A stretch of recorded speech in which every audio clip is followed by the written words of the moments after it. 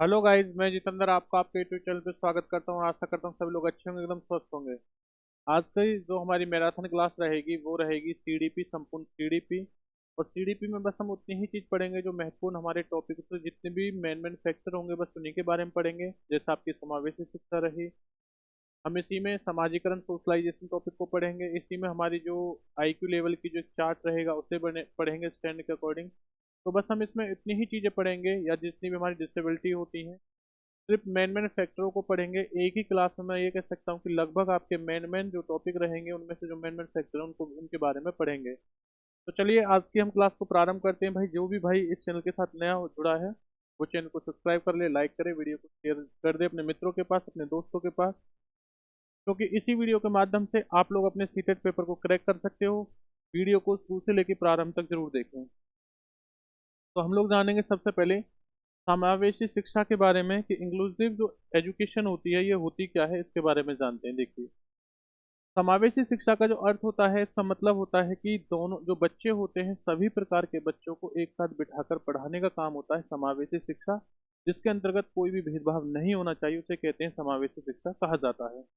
चलिए जानते हैं। देखो, अगर मैं बात करता हूँ समावेशी शिक्षा के बारे में, तो समावेशी शिक्षा के अंतर्गत बच्चों की जरूरत के आधार पर शिक्षा दी जानी चाहिए। यानी कि क्या है कि समावेशी जो शिक्षा है वो बच्चों के अंतर्गत, तो बच्चों की जरूरत है उस आधार पर क्या होती है, शिक्षा दी जानी चाहिए।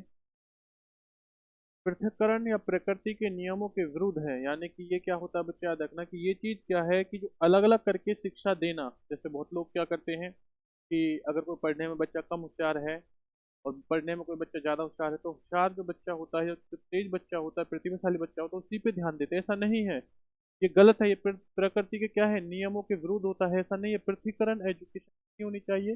सबको एक साथ बिठाकर समावेशी शिक्षा होनी चाहिए, बराबर सब पर ध्यान होना चाहिए। जो बच्चा कमजोर है उस पर भी उतना ही ध्यान होना चाहिए, जो बच्चा प्रतिभाशाली है उस पर भी बराबर, दोनों पे क्या है, बराबर ध्यान होना चाहिए।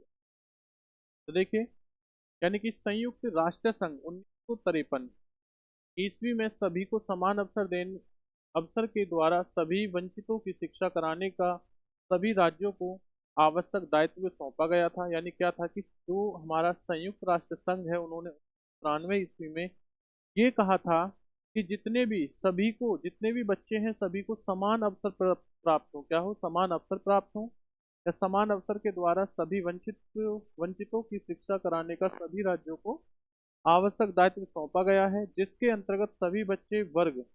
सभी जिसके अंतर्गत सभी वंचित वर्ग, शारीरिक रूप से अक्षम, अंधत्व, बधिर, विकलांग, बौद्धिक स्तर पर वंचित, संवेदी, मांसपेशियां स्थित या अन्य विकलांग, भाषा बोली, कामगार, जातिगत समूह, धार्मिक, अल्पसंख्यक, स्त्री पुरुष भेदभाव को दूर करके सर्वजन के संपूर्ण विकास हेतु शिक्षा का प्रावधान है। देखिए, चाहे बच्चा कोई अंधा है, लंगड़ा है, लूला है, बहरा है, या कोई बच्चा क्या है बोल नहीं पा रहा है, या कोई बच्चा जाति रूप से पिछड़ा हुआ है, जिस भी प्रकार का बच्चा रहेगा, किसी धर्म से हो, अल्पसंख्यक हो, धार्मिक हो, अल्पसंख्यक हो, या फिर बौद्धिक स्तर से वंचित हो, यानी कि पढ़ने में थोड़ा कमजोर हो, तो इन सब से दूर भेदभाव नहीं होना चाहिए। सबको एक साथ एक जगह बिठाकर जो शिक्षा दी जाती है उसी को क्या कहा जाता है, उसी को इंक्लूसिव एजुकेशन या समावेशी शिक्षा कहा जाता है। इस चीज के बारे में आप लोग ध्यान देना। देखिए, उस पर पढ़ते हैं।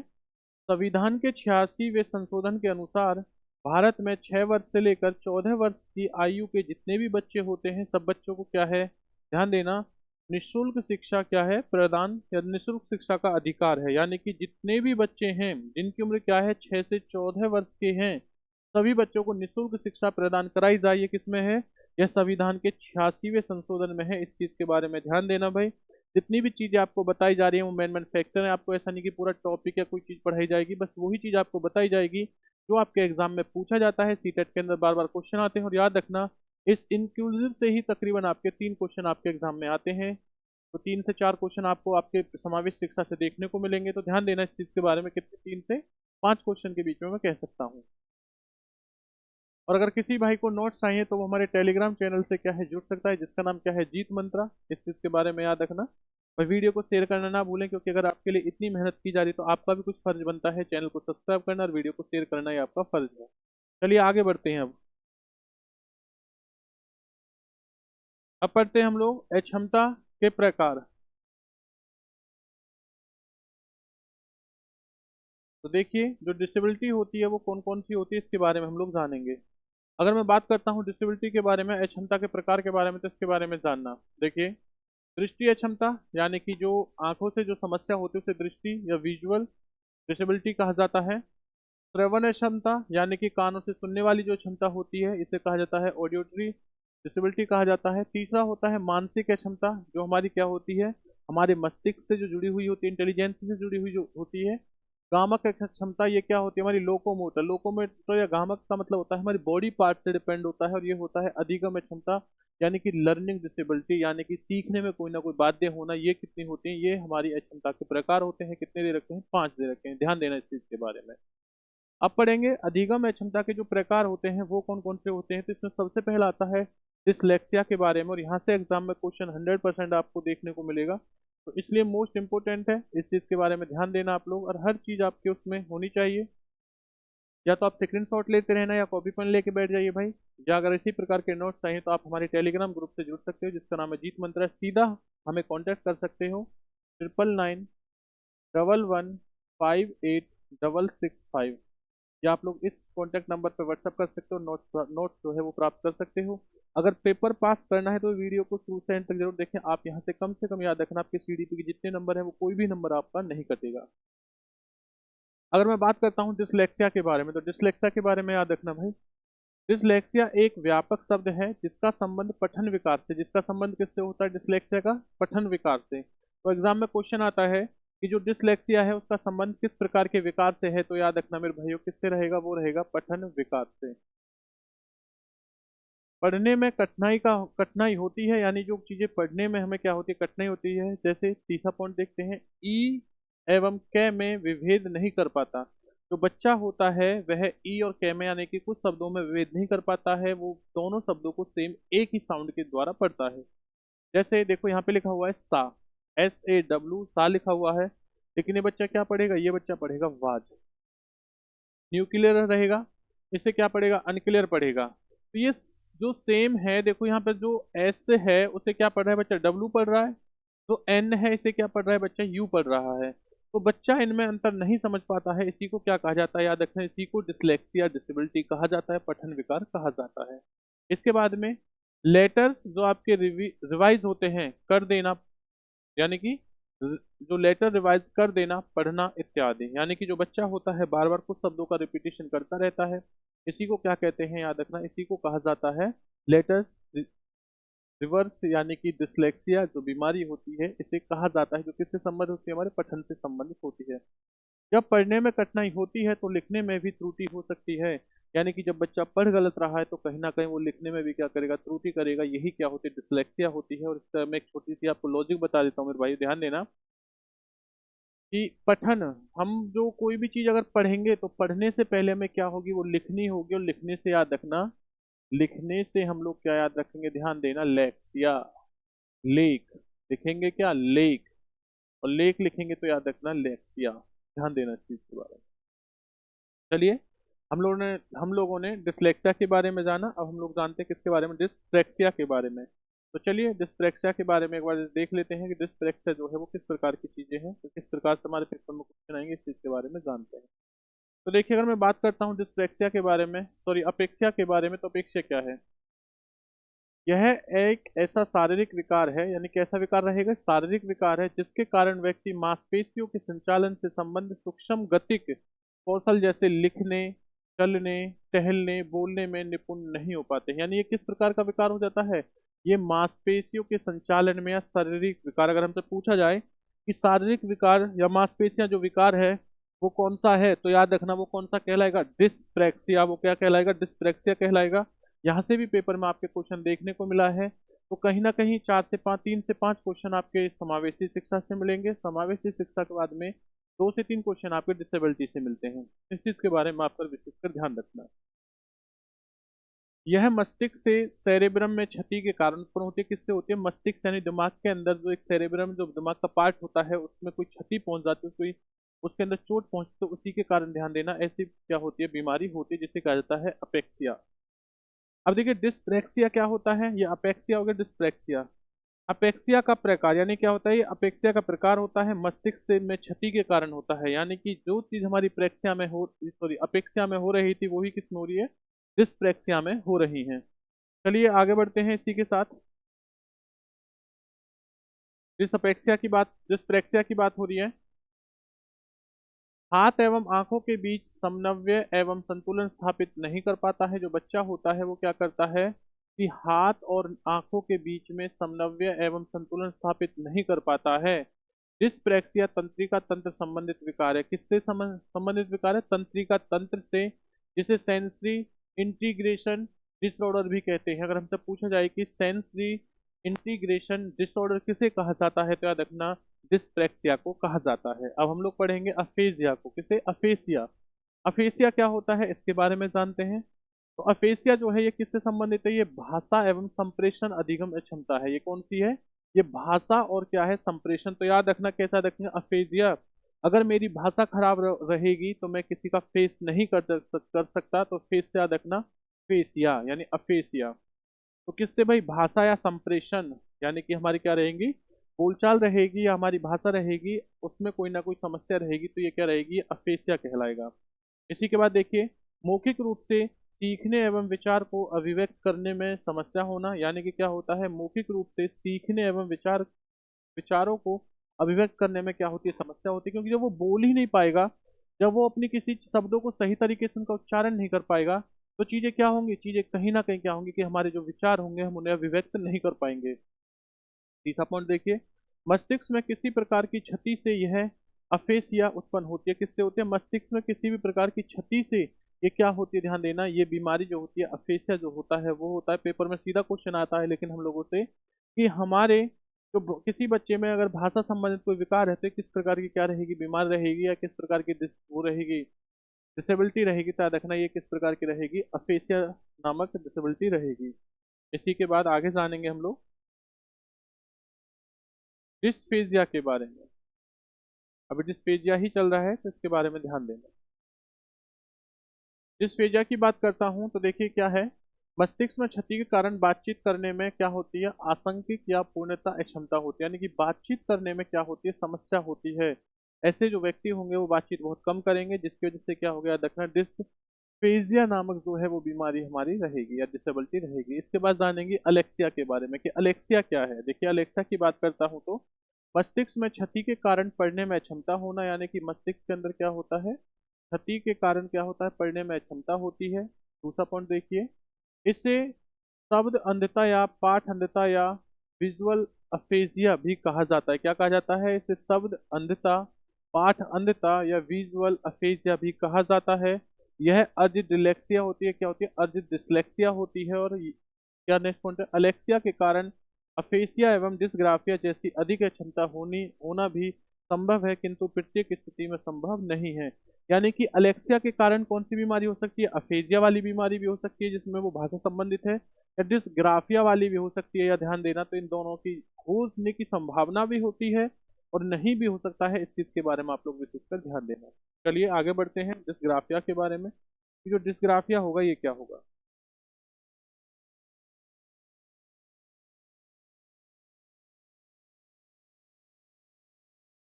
अगर मैं बात करता हूँ डिस्ग्राफिया के बारे में, ध्यान देना, डिस्ग्राफिया की अगर मैं बात करता हूँ, देखिए डिस्ग्राफिया क्या है।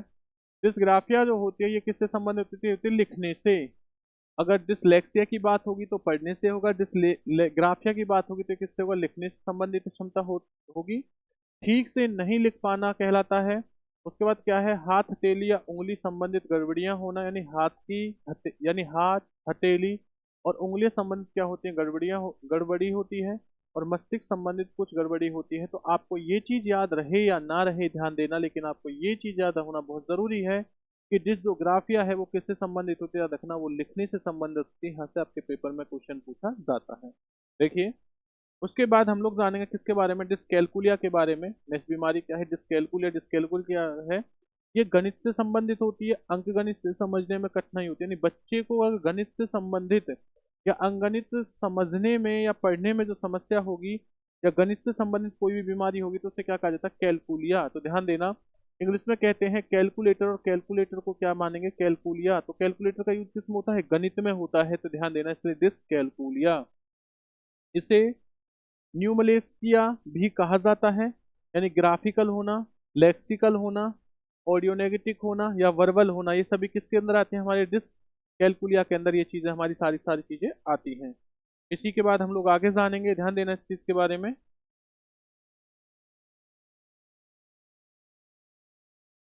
डिस्थीमिया के बारे में जानते हैं कि डिस्थीमिया क्या है। देखिए डिस्थीमिया की अगर मैं बात करता हूँ तो याद रखना, डिस्थीमिया में गंभीर तनाव की अवस्था होती है। इसमें क्या होता है, गंभीर तनाव की अवस्था होती है। डिस्थीमिया के अंदर क्या होगा, हमेशा गंभीर तनाव की अवस्था होगी। और नेक्स्ट पॉइंट देखिए, व्यक्ति की मन स्थिति हमेशा निम्न होती है। कैसी होती है, व्यक्ति की जो मन स्थिति होती है वो हमेशा कैसी रहती है, वो हमेशा निम्न होती है, यानी कि हमेशा कमजोर या नीचे की तरफ होती है। और बालक का अधिगम प्रभावित होता है। और याद रखना, बालक का जो अधिगम होता है वो कैसा होता है, वो प्रभावी होता है। इस चीज के बारे में विशेषकर आप लोग ध्यान देना। तो यही क्या होती है, ये होती है डिस्थीमिया। तो हम लोगों ने लगभग जितनी बीमारियों के बारे में जाना है भाई, सभी बीमारियां क्या है, महत्वपूर्ण है। तो ध्यान देना, एक एक चीज के बारे में विशेषकर आप लोग ध्यान देते रहना। इसी के साथ अब हम लोग जानेंगे डिस्मोरोफिया क्या होता है। डिस्मोरोफिया, तो मोरोफिया के अंदर क्या होती है, याद रखना, इस मोरोफिया के अंदर हमेशा भ्रम हो जाता है। अगर हमसे पूछ जाए कि किसी व्यक्ति में मोरोफिया है, या कोई व्यक्ति मुर्गी को बतख समझ रहा है, बतख को मुर्गी समझ रहा है, तो उसमें किस प्रकार की बीमारी है, याद रखना है, वो क्या है, भ्रम में है, तो उसको क्या कहेंगे, डिस्मोरोफिया कहेंगे। कि मोरोफिया यानी भ्रम हो जाता है कि शरीर के कुछ अंग बहुत छोटे या अपूर्ण लगते हैं, यानी जो शरीर की जो बॉडी जो रहेगी वो या तो छोटे हो जाएंगे, अंग जो होंगे वो क्या होते हैं, अधूरे लगते हैं। उसी के बाद में शरीर के विभिन्न अंगों की तुलना दूसरे लोगों से करने लगता है। इसका प्रतिकूल प्रभाव उसके अधिगम पर पड़ता है। याद रखना, वो क्या करता है, वो शरीर के जो उसके अंग रहेंगे वो उसकी तुलना क्या करेगा, दूसरे लोगों से करना प्रारंभ कर देता है।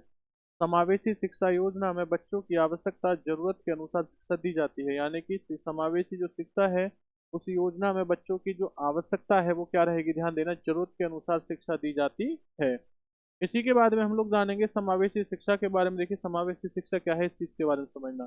समावेशी शिक्षा के अंतर्गत सिस्टम में बदलाव किया जाता है, बच्चे में नहीं, क्योंकि बच्चा सिस्टम के लिए नहीं, सिस्टम बच्चे के लिए है। देखो समावेशी शिक्षा का जो मानना है वो क्या है, ध्यान देना इस चीज के बारे में, कि समावेशी शिक्षा के अंतर्गत सिस्टम में बदलाव किया जा सकता है। यानी कि सिस्टम में क्या है कि अगर सभी बच्चों को अलग अलग करके पढ़ाया जा रहा हो तो उसमें बदलाव किया जा सकता है। भाई सभी बच्चों को एक जगह बिठाकर पढ़ाइए। नेक्स्ट क्या है, तो बच्चों में कोई भी बदलाव नहीं होगा, सिर्फ ओनली किस में होगा, सिस्टम में होगा, क्योंकि बच्चा सिस्टम के लिए नहीं, सिस्टम बच्चों के लिए बना है। इस चीज के बारे में आप लोग ध्यान देना। इसी के बाद में देखिए आपका क्या है, इंटीग्रेटेड एजुकेशन जो होता है वो कंपेयर करता है इंक्लूसिव एजुकेशन को बेहतर बनाने के लिए। जैसे आपका बिल्डिंग बाउंडिंग हो जाएगा, यानी कि आपका बिल्डिंग हो जाएगा एज लर्निंग, यानी कि याद रखना बच्चे क्या होगा आपका, इस चीज के बारे में थोड़ा मैं आपको एक्सप्लेन कर देता हूँ, आगे समझना।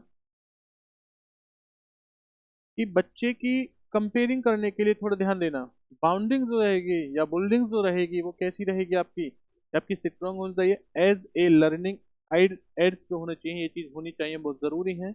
और प्रतिभाशाली जो बच्चे रहेंगे उनके बारे में देखो तो थोड़ी चीजें जान लेते हैं। जिज्ञासा ज्यादा होती है, प्रतिभाशाली अगर यानी कि जो गिफ्टेड चाइल्ड होते हैं वो किस प्रकार के होते हैं, एक बार इनके बारे में हम लोग जान लेते हैं। तो देखिए अगर गिफ्टेड चाइल्ड की मैं बात करता हूँ तो यहाँ से हमारे एग्जाम में क्वेश्चन आपको देखने को मिलेंगे।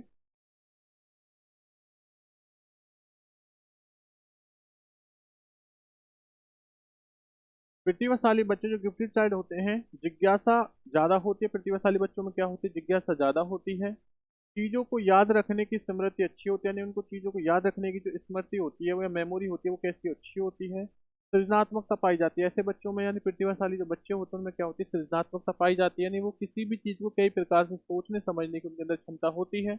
और जो प्रतिभाशाली बच्चा होता है उनका आईक्यू लेवल कितना होता है, 140 से अधिक होता है। कितना आईक्यू लेवल होता है इनका, जो आईक्यू लेवल होता है वो 140 से अधिक होता है। उसके बाद देखिए तर्क शक्ति अच्छी होती है इनकी, जो तर्क शक्ति सोचने समझने, जो इनकी रीजनिंग होती है, लॉजिकल जो थिंकिंग होती है वो बहुत अच्छी होती है। शब्द ज्ञान विस्तृत होता है उनका, जो शब्द का ज्ञान होता है वो कैसा होता है, विस्तृत होता है।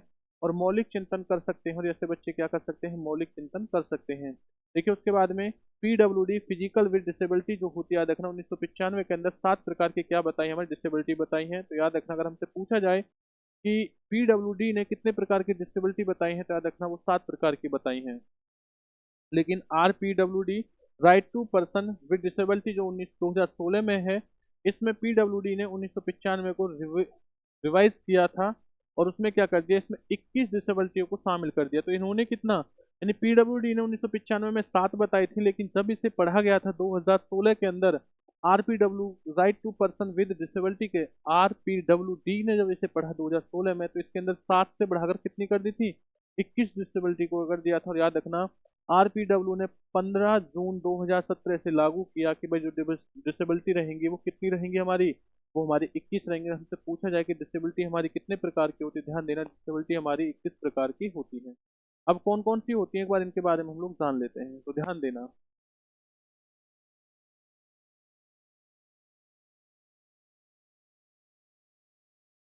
देखिए, डिसेबिलिटी के नाम, अंधापन जो है डिसेबिलिटी है, जीवन तंत्रिका संबंधित ये भी डिसेबिलिटी है, दृष्टि बाधित ये भी हमारी, बाधित क्या होती है, ये भी हमारी डिसेबिलिटी होती है, विशेष लिखने की क्षमता ये भी हमारी क्या होती है, डिसेबिलिटी होती है, हमारी कुष्ठ रोग से पीड़ित होती है ये भी हमारी डिसेबिलिटी होती है, श्रवण हानि ये भी हमारी वो होती है डिसेबिलिटी, लोकोमोटर विकलांगता, बौनापन होना, बौद्धिक विकलांगता होना, ये हमारी जन तंत्रिका में बता चुका हूँ, या जीर्ण तंत्रिका संबंधी बता चुका हूँ, विशिष्ट लिखने की क्षमता बता चुका हूँ, मल्टीपल स्केलेरोसिस जो होती है ये भी हो चुकी है, भाषण या भाषा विकलांगता ये भी हो चुकी है, थैलेसीमिया ये भी हो चुकी है, होमोफीलिया ये भी हो चुकी है, सिफल सेल रोग जो है ये भी हो चुके हैं। तो ये जितने प्रकार की भी चीजें होती हैं, डिसेबिलिटी होती हैं, सारी की सारी हमारी हो चुकी हैं। इसी के बाद आगे देखिए कितनी हो चुकी हैं, लगभग जो बाकी की रह रही हैं उन्हें पढ़ते हैं। देखो, मानसिक जो बीमारी होती है ये भी हो चुकी है, बहरापन कई विकलांगता होती है ये भी हो चुकी है, ऑटिज्म स्पेक्ट्रम विकार ये भी है, एसिड अटैक पीड़ित ये भी क्या होते हैं, डिसेबिलिटी होती है, जो चेहरे पे एसिड वगैरह डाल देते हैं इस चीज से, सेरेब्रम पाल्सी यानी कि जो ब्रेन से जुड़ी होती है, पार्किंसंस रोग जो होता है ये भी इसी के अंदर आता है, मुस्कुलर जो डिस्ट्रॉफी जो होती है ये भी किसी के अंदर आता है, इसी के अंदर आता है। तो देखो बहुत सारे क्या है इसमें, कुछ इस तरीके से डिसेबिलिटी बता रही हैं, दो विजन होना, ये है ब्लिंडनेस होना, भाई याद रखना, मसल्स डिसेबिलिटी होना आपकी, क्रोनिक जो होते हैं न्यूरोलिकल न्यूरोलिकल जो हमारी जो होती हैं ब्रेन संबंधी जो चीजें होती है, मल्टीपल सेल्स जो होते हैं, यानी हेयरिंग जो होएगी, याद रखना। इस प्रकार से हमारी कुछ क्या है और किस प्रकार की क्या होती है डिसेबिलिटी होती है, इन चीजों के बारे में आप लोग ध्यान देना। चलिए आगे बढ़ते हैं इसी के साथ साथ।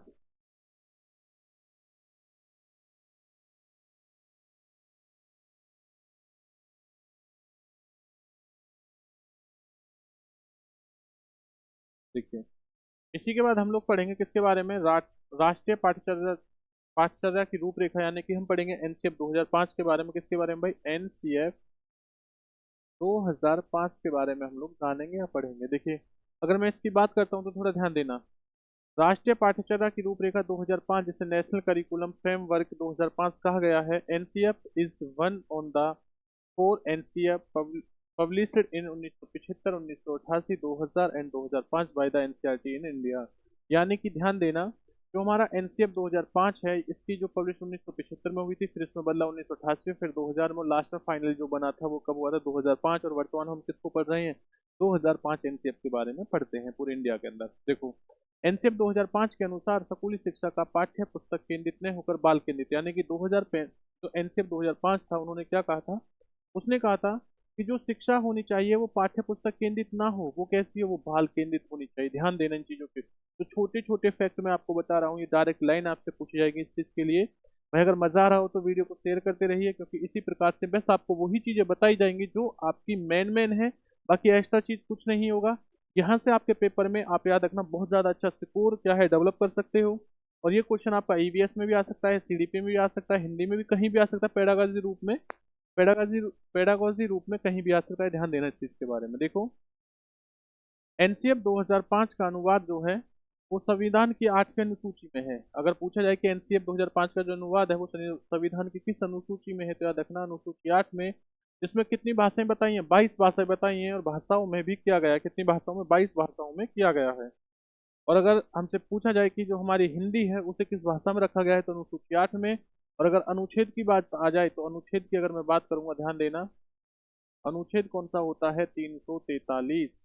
और अगर हमसे पूछा जाए कि हिंदी दिवस कब मनाया जाता है, और एक क्वेश्चन आपके लिए कमेंट्स करके बताना कि विश्व हिंदी दिवस कब मनाया जाता है। दो क्वेश्चन आप लोगों से कि विश्व, एक तो हिंदी दिवस कब मनाया जाता है, एक विश्व हिंदी दिवस, ये आप लोगों को मुझे कमेंट्स करके बताएंगे इसका राइट आंसर क्या होगा। भाई देखो, एनसीएफ 2005 को प्रोफेसर यशपाल की अध्यक्षता में तैयार किया गया, यानी कि जो एनसीएफ 2005 है इसके जो अध्यक्ष चुने गए थे वो कौन थे, याद रखना, वो कौन थे, प्रोफेसर यशपाल थे। इन्हीं की अध्यक्षता में एनसीएफ 2005 की क्या हो गई थी, तैयारी की गई थी। और राष्ट्रीय पाठ्यचर्या की रूपरेखा 2005 के, याद रखिए, मुख्य उद्देश्य क्या थे, 5 प्रकार के थे। और ये मोस्ट इंपोर्टेंट है क्योंकि पेपर में आपके यहाँ से क्वेश्चन बनते हैं, ध्यान देना। देखिए कौन कौन से हैं, इसके बारे में आप लोग जानेंगे। देखो, अगर मैं बात करता हूँ कि जो मेन जो मुख्य उद्देश्य है वो कौन कौन से, तो पहला है ज्ञान को स्कूल के बाहरी जीवन से जोड़ना। पहला पॉइंट क्या होगा, याद रखना कि बच्चे का जो ज्ञान है वो क्या होना चाहिए, वो बाहरी जीवन से जुड़ा होना चाहिए। कहाँ से जुड़ा होना चाहिए, बच्चे के बाहरी जीवन से। सिर्फ ऐसा नहीं कि जो बच्चे को ज्ञान दिया जाए वो क्या हो, सिर्फ बच्चे तक अप्लाई हो, बच्चा उसे सिर्फ ओनली नंबर लाने के, ऐसा नहीं होना चाहिए। उसके समाज में उससे कैसे रहना है, समाज से जुड़ी हुई चीज उसके ज्ञान के अंदर होनी चाहिए। दूसरी चीज क्या है, पढ़ाई को रटन प्रणाली से मुक्त किया जाए, यानी कि जो पढ़ने वाली चीज है उसे रट्टाफिकेशन ना किया जाए, बस उसे समझाया जाए, बच्चा चीजों को समझ कर कहे। दूसरा पॉइंट ये है। तीसरा पॉइंट क्या है, पाठ्यचर्या या पाठ्य पुस्तक केंद्रित न हो। तो एनसीएफ 2005 ने कहा था कि जो पाठ्यचर्या जो है यानी करिकुलम जो है वो सिर्फ ओनली पुस्तक तक डिपेंड ना हो, वह कैसा ना होना चाहिए, वो पाठ्यचर्या पाठ्य पुस्तक केंद्रित ना हो, वो कैसा होना चाहिए, बाल केंद्रित होना चाहिए, बच्चों के अकॉर्डिंग होना चाहिए। इस चीज के बारे में याद रखना। चौथा पॉइंट क्या है, याद रखना, विद्यालय में दी जाने वाली शिक्षा को विभिन्न प्रकार की गतिविधियों से जोड़ा जाए, यानी कि जितने भी प्रकार के आपके एक्टिविटीज होती हैं सभी एक्टिविटीजों से क्या है, स्कूली शिक्षा को जोड़ा जाए। इसी के साथ राष्ट्रीय मूल्यों के प्रति आस्थावान विद्यार्थी तैयार किए जाए, यानी कि जो जितने भी बच्चे रहेंगे वो कैसे होने चाहिए, वो राष्ट्रीय मूल्यों के प्रति आस्थावान। अगर मैं इस आस्थावान की बात करता हूँ तो इस आस्थावान का मतलब होता है कि जो बच्चा है उसे समाज के जितनी भी चीजें हैं, प्रॉपर्टी या संपत्ति है, उसके बारे में ज्ञान दिया जाना चाहिए। वह आप जिस भी संपत्ति या प्रॉपर्टी या का नुकसान करोगे उससे कहीं ना कहीं आपको ही लॉस होने वाला है। इसी के बारे में देखिए, नोट करके, बिना भार के अधिगम का learning without burden 1993 report based, यानी कि जो एजुकेशन है वो कैसी होनी चाहिए, वो बिना भार की क्या है, अधिगम होनी चाहिए। बच्चों को ऊपर कोई प्रेशर ना हो। जैसे प्राइवेट स्कूलों में आपने देखा होगा, ठीक है भाई, एलकेजी यूकेजी या फर्स्ट क्लास का बच्चा है, 10-10 बुक ला दें, ऐसा नहीं होना चाहिए। बच्चे को बर्डन नहीं होना चाहिए। पेरेंट्स है वो भी कंपटीशन करते नहीं, भाई आपको पढ़ना होगा, आप पढ़िए पढ़िए पढ़िए, ऐसा नहीं होना चाहिए। जो बच्चा है उसके ऊपर बिल्कुल फ्री ऑफ माइंड छोड़ दो उसे, ठीक है भाई आपको जो करना है वो कीजिए, बस आप थोड़ा ध्यान। तो बच्चे पे हर 24 घंटे पढ़ाई पढ़ाई ना हो, बच्चे को खेलने भी दिया कीजिए, याद रखना। और एनसीएफ 2005 5 विधियों पर जोर देता है। 5 विधियां कौन सी हैं उनके बारे में जानेंगे, क्योंकि यहाँ से आपके पेपर में क्वेश्चन देखने को हमेशा मिला है।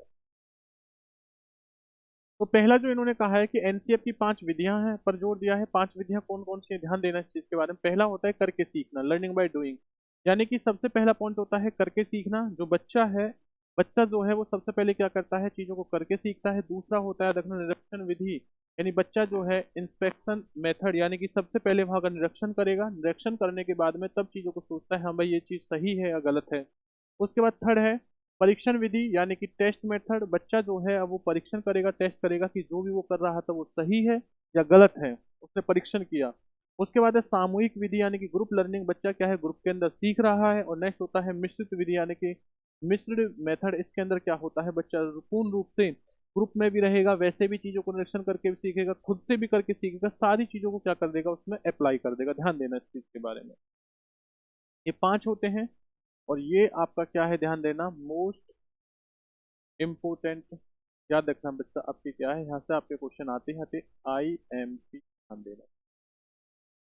इसके बाद देखिए, एनसीएफ 2005 में रचनावाद की समझ प्राप्त होती है, यानी कि जो एनसीएफ 2005 उसमें किसकी समझ प्राप्त होती है, में रचनावाद की। किसकी होती है, रचनावाद की, कि बच्चा जितना ज्यादा खुद से करके सीखेगा उतना ही बच्चा बेहतर तरीके से चीज सीख सकता है। दूसरा है एनसीएफ 2005 के अनुसार एक शिक्षक की भूमिका सुविधादाता जैसी होनी चाहिए। कैसी होनी चाहिए भाई, ध्यान देना, जितने वर्ड मैं आपको बता रहा हूँ वो आपके अगर पेपर में आएगा कि जो टीचर है उसकी भूमिका कैसी होनी चाहिए, याद रखना सुविधादाता होनी चाहिए।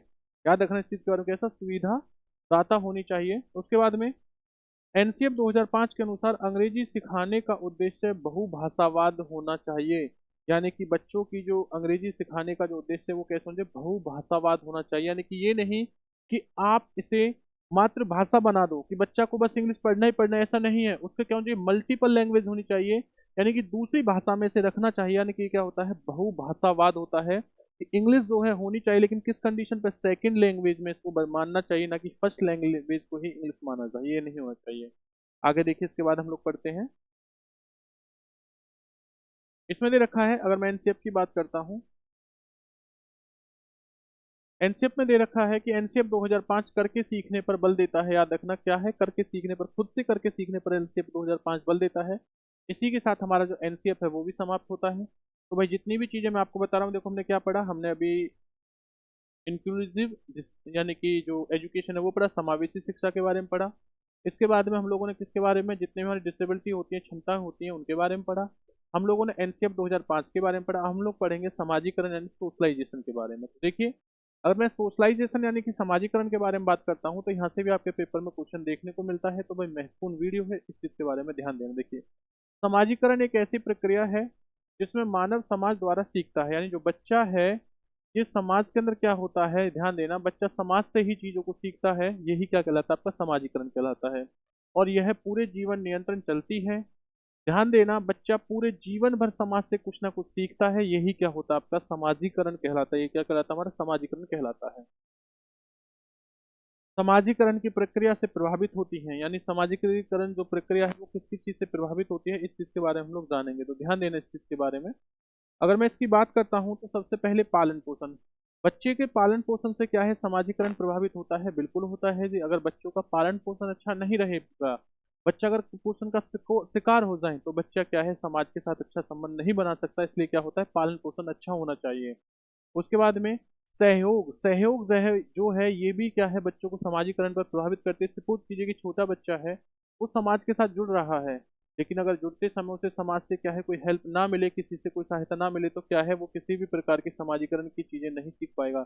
अनुकरण करना, अनुकरण का मतलब क्या होता है, नकल करना। इसका मतलब क्या होता है, नकल करना।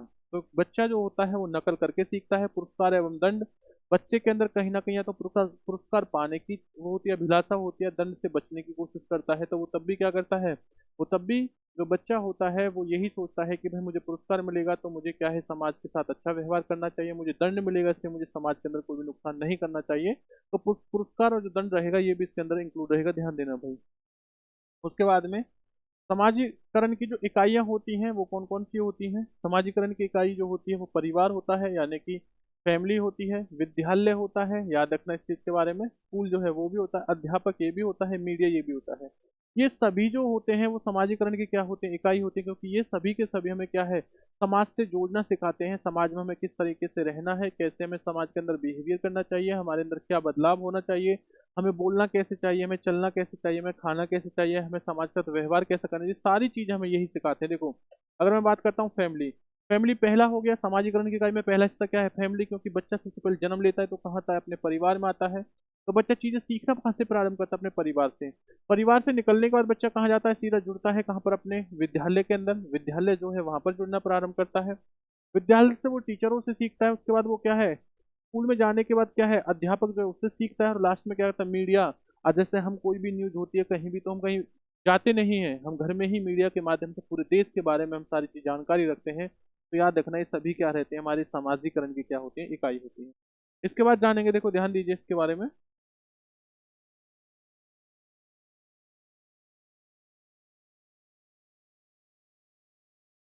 बच्चे के समाजीकरण की मुख्य कितनी तरह की एजेंसी होती है, बच्चे की समाजीकरण की दो एजेंसियां होती हैं। कौन कौन सी, पहली जो होती है उसे कहते हैं सक्रिय एजेंसी। फर्स्ट कौन सी होती है, सक्रिय एजेंसी, जिसे कहा जाता है एक्टिव एजेंसी। देखिए, सक्रिय एजेंसी की बात करता हूँ, तो जहां बच्चा सक्रिय होता है, जहां बच्चा क्या होता है, सक्रिय होता है, उसे कहते हैं, और इसका बच्चे पर सीधा प्रभाव पड़ता है, इसी को कहा जाता है सक्रिय एजेंसी। जैसे बच्चा क्या है, परिवार है, सीधा कनेक्शन किससे है भाई, बच्चे से, और परिवार का सीधा कनेक्शन होता है। दोस्त हो गए, पड़ोसी हो गए, रिश्तेदार हो गए, स्वास्थ्य क्लब हो गया, और स्कूल हो गया। स्वास्थ्य क्लब का मतलब हो गया पर्यावरण, क्या होगा, ध्यान देना, पर्यावरण। और स्कूल हो गया, इनका सीधा जो कनेक्शन होता है वो बच्चे के ऊपर पड़ता है। और जब बच्चे के ऊपर या बच्चे से सीधा संबंध इनका जुड़ता है, तो यही क्या कहलाता है, हमारा सक्रिय एजेंसी, जिसे एक्टिव एजेंसी कहते हैं। यहाँ से पेपर में क्वेश्चन आता है। सेकंड होता है, याद रखना, निष्क्रिय एजेंसी, जिसे हम पैसिव एजेंसी कहते हैं। ये क्या होते हैं, इस पर बच्चे का जो प्रभाव है वो सीधा नहीं पड़ता है, ध्यान देना। बच्चे के लिए ये महत्वपूर्ण है, लेकिन इतने महत्वपूर्ण नहीं है कि बच्चा 24 घंटा इनसे जुड़ा रहे। जैसे मैं अगर बात करता हूँ पुलिस स्टेशन, इंपोर्टेंट है, यानी कि पुलिस स्टेशन इंपॉर्टेंट है, लेकिन इतना नहीं कि बच्चा 24 घंटा पुलिस स्टेशन से ही जुड़ा रहता है, ऐसा नहीं है। जब जरूरत होगी वो तभी रहेगा, लेकिन परिवार परिवार से वो 24 घंटा रहेगा। दोस्त दोस्त से एनी टाइम रहता है। रिश्तेदार उनसे भी हमेशा रहता है। स्वास्थ्य क्लब पर्यावरण से भी होता है, स्कूल से भी। ध्यान देना। सार्वजनिक पुस्तकालय, पुस्तकालय जो होगा बच्चा जो यहाँ पे रहता है, यहाँ पर भी क्या होता है बच्चा सार्वजनिक पुस्तकालय के अंदर यहाँ पर जो बच्चा रहेगा, ये भी बच्चा क्या है याद रखना, ये भी कैसे होता है, निष्क्रिय एजेंसी होती है। बच्चा 24 घंटे सार्वजनिक पुस्तकालय में नहीं बैठा रहता। रेलवे स्टेशन, यहाँ भी बच्चा 24, एयरपोर्ट, ये सभी क्या होते हैं, ये निष्क्रिय एजेंसी होती है। यानी कि इनका जो संबंध होता है वो बच्चे पर सीधा नहीं होता। और जो आपका याद रखना, जो सक्रिय एजेंसी होती है उनका सीधा संबंध होता है। यहाँ से सीटेट के पेपर में क्वेश्चन आया था, याद रखना। और अब तक जितना भी कुछ पढ़ाया है आपको, बस वही चीज पढ़ा रहा हूँ, ध्यान रखना, जहाँ से आपके सीटेट के अंदर क्या है सिलेबस में, और यहाँ से आपके पेपर में क्वेश्चन आता है। उसके बाद में एक शिक्षक के रूप में जो कैमरामैन की जो जगह है बच्चा याद रखना, वो कैसी होती है, कैमरा पर्सन का उपयोग करना उचित समझेंगे। जैसे कैमरामैन क्या होगा, कैमरा पर्सन हो गया। और चेयरमैन क्या हो गया, चेयर पर्सन हो गया। ध्यान रखना इस चीज के बारे में। तो ये चेयरमैन की जगह क्या होगा याद रखना, कैमरामैन की जगह चेयरमैन होगा भाई। कैमरामैन पे क्या हो जाएगा देखना। देखो जैसे एक शिक्षक के रूप में क्या होना चाहिए, कैमरामैन में होना चाहिए, कैमरामैन की जगह बिल्कुल फोकस होना चाहिए। तो चेयरमैन जो होता है ध्यान रखना, ये कैसा होता है, ये बच्चों के ऊपर एक कैमरे की तरह निगरानी रखता है, कौन बच्चा पढ़ रहा है, कौन शरारत कर रहा है, कौन नहीं कर रहा है, कौन कर रहा है, इस चीज के बारे में याद रखना है। इसी के बाद देखो आगे बढ़ते हैं हम लोग। अगर भाई चीजें समझ में आ रही हैं तो ध्यान देना, वीडियो को शेयर करना, लाइक करना, चैनल को सब्सक्राइब करना ना भूलें। अब पढ़ेंगे बाल केंद्रित शिक्षा के बारे में। किसके बारे में पढ़ेंगे, ध्यान दीजिए, बाल केंद्रित शिक्षा के बारे में पढ़ेंगे। तो जो चाइल्ड सेंटर्ड जो एजुकेशन होती है, कौन सी होती है, देखो बाल केंद्रित शिक्षा के समर्थन में जो कौन से साइकोलॉजिस्ट थे, उनका नाम था जॉन डीवी। तो हमसे अगर पूछा जाए कि बाल केंद्रित शिक्षा का समर्थन जो किया था वो किसने किया था, वो किया था जॉन डीवी ने। इसमें बच्चों को नीड्स के अनुसार एक्टिविटीज या प्लान किए जाते हैं, यानी कि बच्चे की जो जरूरत है, बच्चे की जरूरत के हिसाब से ही गतिविधियां रहेंगी। प्लान जो रहेंगे उन्हीं के हिसाब से रहेंगे, एक्टिविटीज उन्हीं के हिसाब से कराई जाएंगी। बच्चे की जिज्ञासु रचनात्मक और सीखने की जन्मजात क्षमता होती है बच्चे के अंदर, याद रखना। क्वेश्चन करने की यानी पूछने की, खुद से काम करने की और सीखने की क्या होती है, जन्मजात क्या होती है, क्षमता होती है। इस चीज के बारे में याद रखना। भारत में बाल केंद्रित शिक्षा का श्रेय जीजू भाई बधेका को दिया जाता है। भारत के अंदर जो बाल केंद्रित शिक्षा का जो श्रेय जाता है वो किसे जाता है, जीजू भाई बधेका को दिया जाता है, क्योंकि इन्होंने ही भारत के अंदर बाल केंद्रित शिक्षा के बारे में क्या है अपने विचारों को रखा और कहा कि बच्चों की जो शिक्षा होनी चाहिए वो बच्चे के अनुसार होनी चाहिए। इस चीज के बारे में ध्यान देना। प्रगतिशील विद्यालय 1896 में खोले गए थे। अगर हमसे पूछ जाए कि प्रगतिशील जो हमारे जो विद्यालय हैं वो कब खोले गए थे, तो 1896 में। कब, 1896 में खोले गए थे। प्रगतिशील विद्यालय में करके सीखने पर जोर दिया, यानी जो प्रगतिशील विद्यालय है इसमें क्या है, इसमें खुद से करके सीखने पर बच्चों पर बल दिया गया है कि बच्चा जितना खुद से करके सीखेगा बच्चा उतनी ही ज्यादा चीजों को सीखेगा। प्रगतिशील विद्यालय में बच्चा समाधानकर्ता बने और महत्वपूर्ण कौशल व चिंतन सीखें। यानी इनका मानना है कि जो बच्चा है प्रगतिशील जो विद्यालय रहेगा उसमें बच्चा समाधानकर्ता बने। समाधानकर्ता का मतलब खुद से चीजों को सीखे, कि खुद से ही उन समस्याओं का समाधान करे, हल करे। तो उससे क्या है, प्रगतिशील के अंदर जो बच्चा है वो ज्यादा अच्छे तरीके से चीजों को सीख पाएगा। उसके बाद में ध्यान देना, बच्चा वर्तमान जीवन के लिए सीखे, वर्तमान जो है आने वाले भविष्य से जो जीवन रहेगा उसके अकॉर्डिंग चीजों को सीखे, इसमें इस चीज के बारे में कहा गया है। इसी के बाद में आगे जानते हैं, देखो हम लोग बच्चे संपूर्ण रूप से पाठ्य पुस्तक यानी जो टेक्स्ट बुक को भगवान मानना गलत है, यह एकमात्र साधन है। ध्यान देना, पाठ्य पुस्तक को ही भगवान मान लेना ये बात क्या है, गलत है। यही नहीं कि जो पुस्तक में चीज हो गई या पुस्तक में जो चीज दे रखी है वो ही भगवान हो गया, बिल्कुल भी नहीं। अपने सोच का, अपने समझ का, अपने विवेक का है, जो भी आपका अनुभव है, आपने जो भी चीज सीखी है उनको आप महत्वपूर्ण मानिए। ना कि पाठ्य जो पुस्तक है टेक्स्ट बुक को ही सिर्फ आप क्या मान लो, भगवान मानो। ये तो क्या है, बस ये एकमात्र क्या है, साधन है। चीजों को सीखने का क्या होता है, साधन होता है। नेक्स्ट है प्रगतिशील शिक्षा। स्कूल में संयुक्त राज्य अमेरिका यानी यूएसए के मनोवैज्ञानिक जॉन डीवी का योगदान है। ध्यान देना इस चीज पर, प्रगतिशील जो शिक्षा है और स्कूलों में जो संयुक्त यानी कि यूएसए के जो मनोवैज्ञानिक थे जिनका नाम था जॉन डीवी, उन्होंने स्कूली शिक्षा या प्रगति शिक्षा के बारे में बहुत ज्यादा क्या दिया है, योगदान दिया है, जो चीज मैं आपको पहले भी बता चुका हूँ। उसके बाद देखो, learning is a social active and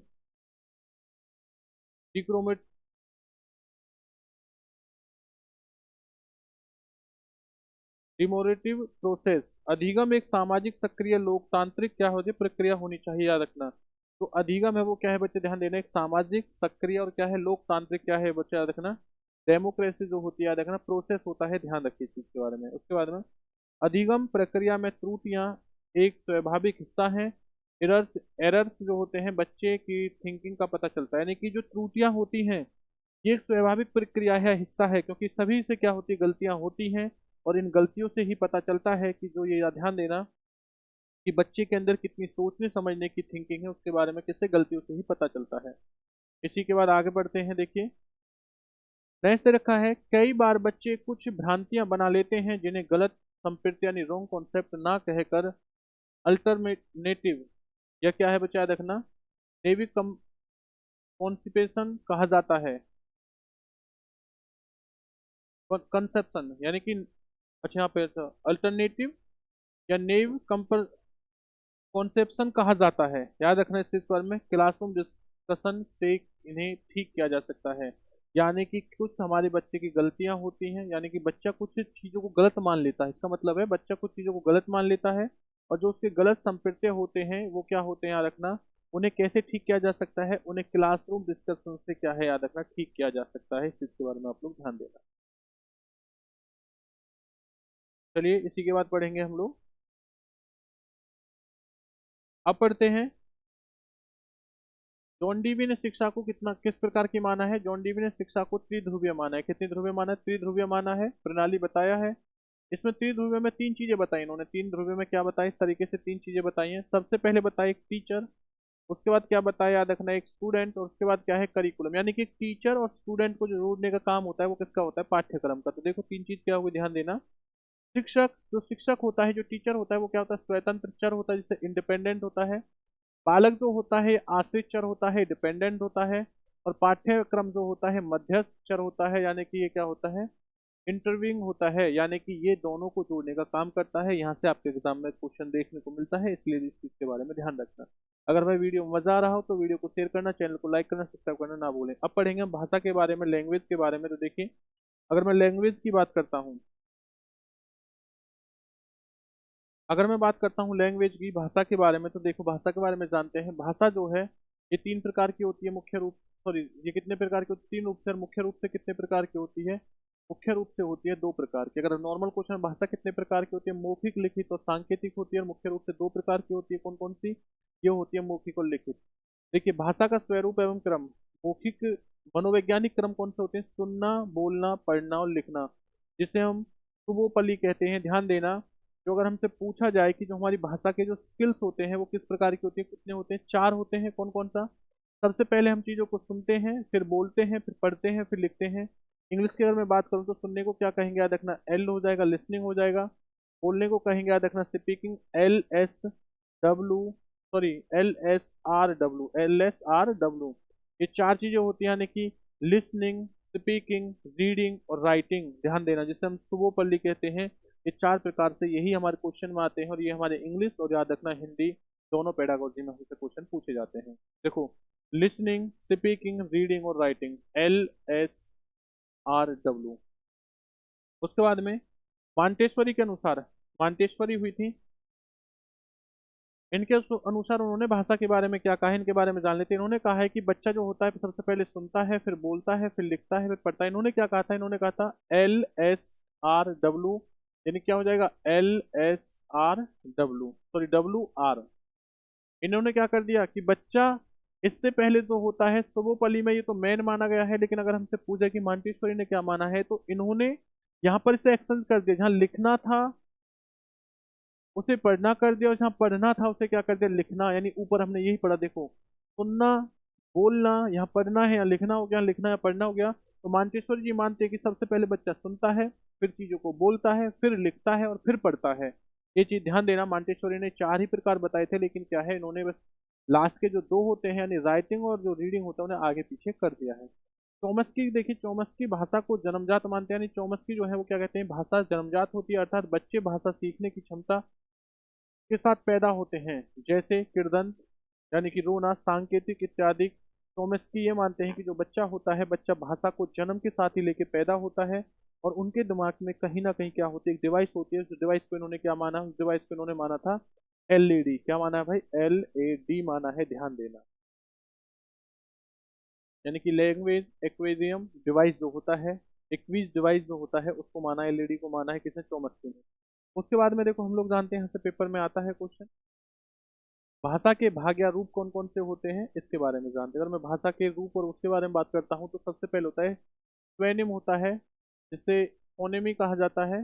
फोनेमी क्या होता है, याद रखना, स्वेनिम ध्वनि की सबसे छोटी इकाई होती है, जिसमें ए के चे जे फे इत्यादि आते हैं। यानी कि जैसे हम लोग पढ़ना सीखते हैं, यानी कि जो हमारे स्वर रहेंगे और जो हमारे व्यंजन रहेंगे, जो ये वर्ण होते हैं, याद रखना, क्या होते हैं, हमारे स्वेनिम होते हैं। क्या कहलाते हैं, स्वेनिम। रूपिम क्या होता है, शब्द का छोटा भाग क्या होता है, रूपिम होता है। जब ये वर्ण आपस में, स्वर या व्यंजन आपस में जुड़ते हैं और जिससे किसी शब्द का निर्माण होता है, तो इसी को क्या कहा जाता है, ध्यान देना, इसे कहा जाता है रूपिम। रूपिम क्या होता है, जिसे मोरोफियम कहा जाता है। पेन, कॉपी, राम इत्यादि, जैसे कुछ हो सकता है, दिल्ली हो सकता है, एक्स वाई जेड, कुछ भी हो सकता है। यानी कि वर्ण जब आपस में जुड़ते हैं, तो रूपिम में जो वो वर्ण होते हैं, वो क्या कहलाते हैं, स्वनिम कहलाते हैं। इसके बाद में वाक्य यानी कि सेंटेंस और विन्यास क्या होते हैं, इसके बारे में देखो, भाषा के नियम, कर्ता ने कर्म को करण से, जब ये एक नियम जो सीखते हैं, इनको क्या कहा जाता है, वाक्य या इसे विन्यास कहा जाता है। इस चीज के बारे में याद रखिए। इसके बाद में अब देखिए, अब जानेंगे अर्थ विन्यास क्या होता है। अर्थ विन्यास की अगर मैं बात करता हूँ, तो ध्यान देना अर्थ विन्यास के बारे में। अगर मैं अर्थ विन्यास की बात करता हूँ, तो अर्थ विन्यास के अंदर वाक्य विन्यास का सार्थक अर्थ होता है, मोहन के पास एक पुस्तक है। अब क्या आ गया, यहाँ पर के भी आ गया, मोहन के पास एक पुस्तक है, तो यहाँ पर क्या आ गया, ध्यान देना, मोहन के पास एक पुस्तक है, मोहन के पास एक पुस्तक है, पुस्तक, एक पुस्तक। तो इसमें सही सेंटेंसों को जो जोड़ना होता है, वो क्या होता है, याद रखना, उसे अर्थ विन्यास कहते हैं। यानी कि ये जो रहेगा, सॉरी, जो मोहन रहेगा, ये वाला सेंटेंस बिल्कुल सही लिखा, और ये वाला सेंटेंस क्या है, रॉन्ग है, यानी कि गलत है। इसके बाद में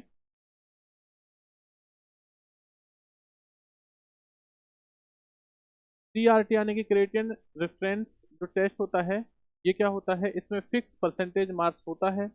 जैसे एग्जाम्पल, 33% हमें 12वीं में पास आउट के मार्क्स चाहिए, लेकिन सीटेट में कितने चाहिए, याद रखना, 60%। इसी को क्या जाता है, सीआरटी कहा जाता है। क्राइटेरिया जो यानी कि रेफरेंस टेस्ट होता है, इसके अंदर आपकी जो भी चीज रहेगी, वो पहले ही क्या हो जाती है, बिल्कुल फिक्स हो जाती है, आपको कितने परसेंट जो है मार्क्स लेके आने हैं।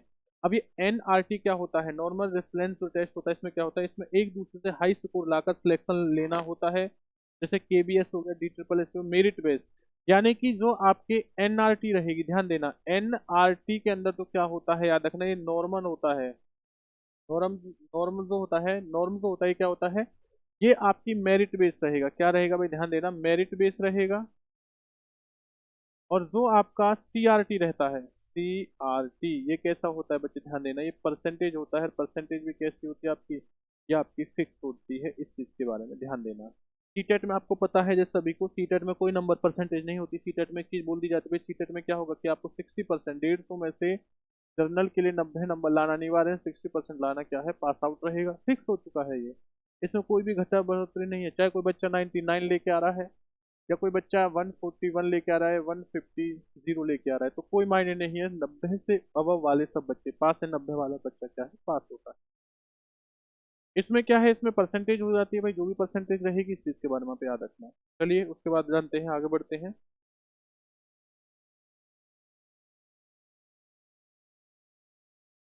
पोर्टफोलियो क्या है, इसके बारे में जानते हैं। देखो, पोर्टफोलियो की अगर मैं बात करता हूँ, तो देखो, पोर्टफोलियो पोर्टफोलियो एक प्रकार की फाइल होती है, जिसमें किसी व्यक्ति या बालक के जीवन के सभी क्षेत्रों का क्रमबद्ध जानकारी एकत्रित करके रखी जाती है। यानी किसी बालक की क्या उपलब्धि है, क्या कमी है, इन सभी जानकारी को पोर्टफोलियो में संचित किया जाता है। यानी किसी भी बच्चे की, या तो उसकी क्या रहेंगी, पॉजिटिव चीजें रहेंगी, ध्यान देना, पॉजिटिव और नेगेटिव चीजों को एक ही पुस्तक के अंदर क्या है, या एक ही फाइल के अंदर इकट्ठा कर देना, उसी को क्या कहता है, पोर्टफोलियो कहा जाता है। अब पढ़ेंगे जेंडर यानी कि लिंग के बारे में, कि लिंग क्या है, जेंडर क्या है।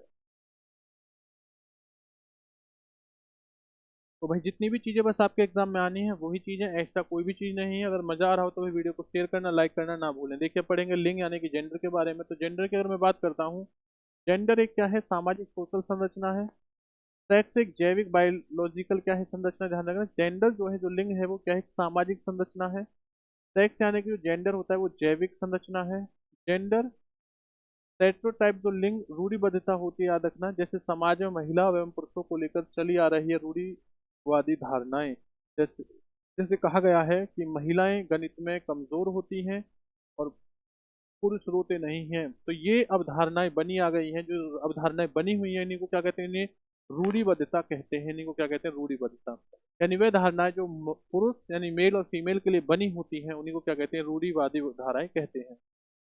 इसके बाद में जेंडर जो बेस है, यानी कि क्या होना चाहिए, वो क्या लिंग पक्षपात होना चाहिए, यानी कि कोई भी क्या है भाई, कोई भी डिफरेंस या अंतर नहीं होना चाहिए। देखो, एक शिक्षक को गर्ल्स और बॉयज में कोई भी क्या है, जेंडर पार्टी यानी कि जेंडर के बीच में कोई भी भेदभाव नहीं करना चाहिए। जैसे उसके लिए मेल है वैसे ही क्या होना चाहिए, फीमेल चाहिए। देखो, लिंग समानता रखनी चाहिए, वे जेंडर न्यूट्रल यानी कि लैंग्वेज होनी चाहिए। ध्यान देना इस चीज के बारे में।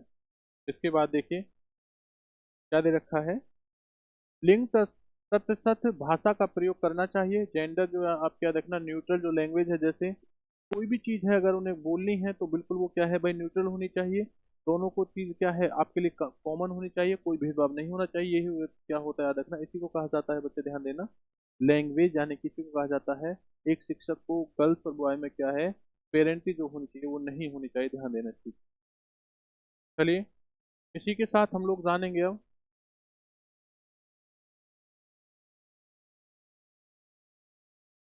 अब देखते हैं इसके बारे में। आईक्यू का जो हमारा आधार है उसका वर्गीकरण जान लेते हैं, क्लासिफिकेशन जानेंगे एक बार इसी के बारे में। यहाँ से क्वेश्चन आता है बुद्धि लब्धि के बारे में। तो बुद्धि लब्धि की अगर मैं बात करता हूँ, ध्यान देना, किसको, स्टर्नफोर्ड और बीने इंटेलिजेंस स्केल के बारे में। तो सुपर जो जीनियस जो बच्चे होते हैं, या मैं कह सकता हूँ, सॉरी, जो जीनियस बच्चे होते हैं ये कैसे होते हैं, ये होते हैं 140 आईक्यू लेवल बुद्धि वाले होते हैं।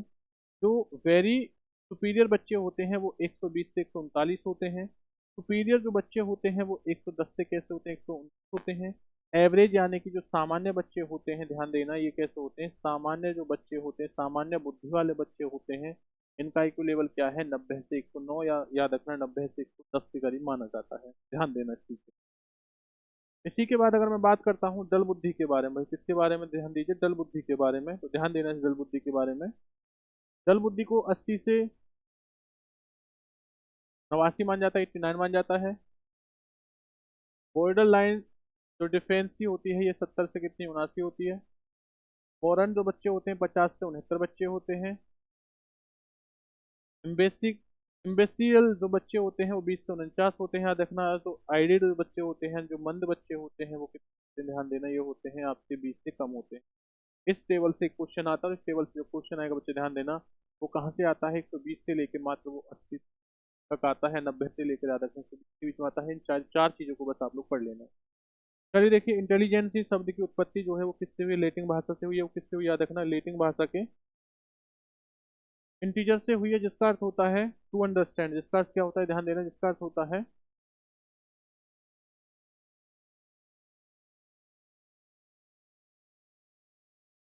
इसका अर्थ होता है टू अंडरस्टैंड होता है। याद रखिए, इंटेलिजेंसी हेरिडिटी से अधिक प्रभावित होती है, यानी कि जो बुद्धि होती है वो किससे, हमारे वंशानुक्रम से क्या होती है, अधिक प्रभावित होती है। Intelligence is the ability to resource adapt and learn, यानी कि जो हमारी बुद्धि होती है वो जितना ज़्यादा हम चीज़ें करके सीखते हैं उतनी ही ज़्यादा चीज़ों को सीख सकते हैं। ध्यान देना। अब हमारा जो IQ लेवल जो होता है उसका जो सूत्र होता है, जो फॉर्मूला होता है, वो क्या होता है, याद रखना, वो होता है मानसिक आयु अपॉन के वास्तविक आयु गुना के क्या होता है, 100 होता है। ये याद रखना आपका। तो हमारी मानसिक जो आयु वर्ड है इसको क्या कहते हैं, मेंटल एज कहते हैं। तो यानी कि जिसे हम MA बोलते हैं, CA को क्या बोलते हैं, ये हमारा क्रोनोलॉजिकल एज होती है। क्रोनोलॉजिकल एज होती है, देखना, इसी को बायोलॉजिकल एज भी कहा जाता है, CA। ध्यान देना इस चीज के बारे में। तो अब देखो एक क्वेश्चन देख लेते हैं सी से रिलेटेड। यदि किसी बच्चे की जो रियल एज है, यानी कि जो वास्तविक आयु है, वो कितनी है, 10 वर्ष है, उसका दिमाग है वो 12 वर्ष के बच्चे जैसा काम करता है, तो उसका याद रखना IQ लेवल कितना होगा। मैं IQ लेवल की बात कर रहा हूँ, तो IQ लेवल क्या है, उसने कह दिया वास्तविक आयु कितनी है, 10 वर्ष है, तो 10 वर्ष क्या हो गया, नीचे हो गया। उसने कहा कि जो मानसिक आयु है वो कितनी है भाई, जो कि मेंटली जो वर्तमान जो एज है, देखो लिख रखा है ना, बायोलॉजिकल या फिर आप देखना क्रोनोलॉजिकल। तो ये क्या हो जाएगा आपका, ये कितना है, 12 वर्ष मल्टीप्लाई क्या आ जाएगा आपका, 100 आ जाएगा, एक जीरो से एक जीरो हो जाएगा। कितना हो गया भाई, 120। और 120 के लिए जो बुद्धि मानी गई है वो क्या मानी गई है, वो मैं आपको पहले ही बता चुका हूँ, इस चीज के बारे में आप लोग जान सकते हो। अगर 120 की बात करता हूँ तो देखना, ध्यान देना क्या है, 120 यानी वेरी सुपीरियर बच्चा कहलाएगा। क्या कहलाएगा? वेरी सुपीरियर बच्चा कहलाएगा। चलिए इसी के बाद आगे देखते हैं।